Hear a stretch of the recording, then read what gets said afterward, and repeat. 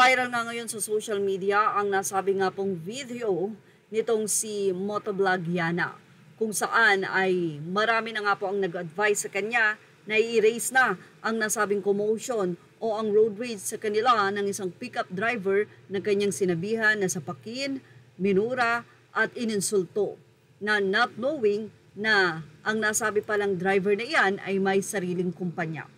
Anyway, to make the long story short, nang siya ay mag-apology, hindi ito tinanggap ng mga anak ni Sir na pickup driver, bagkos ay nagsabi na nga ito na sa korte na lang sila magpaliwanagan.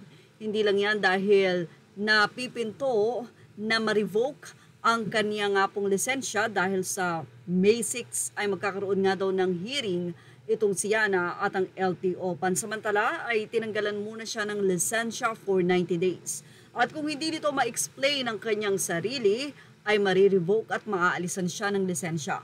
So yun naman ng mga netizen, dapat lang naalisan upang mapatunayan na tumatakbo ang batas dito sa Pilipinas. But anyway, marami nga ang nagsabi na hindi tama talaga ang kanyang ginawa dahil nung malaman ng nasabi nga pong lalaki o ng pickup driver na siya ay girl, ito ay tumalikod at umalis na, humingi naman pa umanhin ang kanyang mga kasamahan. Samantala, nagdeklara na nga ng persona non grata ang Zambales at hindi na nga ito pwede pang magpunta o makita sa lugar. Narito po ang kanilang naging statement. Mula sa Zambales, narito ang kanilang naging pahayag at ang persona non grata na ito na si Yana.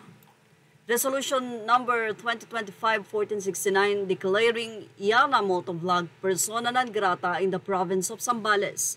Whereas, the Sangguniang Panlalawigan of Zambales has received numerous complaints regarding the action and behavior of Yana Motovlog. And whereas said actions and behavior have been deemed detrimental to the peace, order, and welfare of the province and its constituents. And whereas the Sangguniang Panlalawigan finds it necessary to take appropriate action to protect the interests of the province and people. Now, therefore, be it resolved as it is hereby resolved by the Sangguniang Panlalawigan of Zambales that Yana Motovlog is hereby declared persona non grata in the province of Zambales. Yana Motovlog is prohibited from entering the province of Zambales except for legitimate purposes as determined by the provincial government. Any violation of this resolution shall be subject to the penalties provided by the law. This resolution shall take effect immediately upon its approval.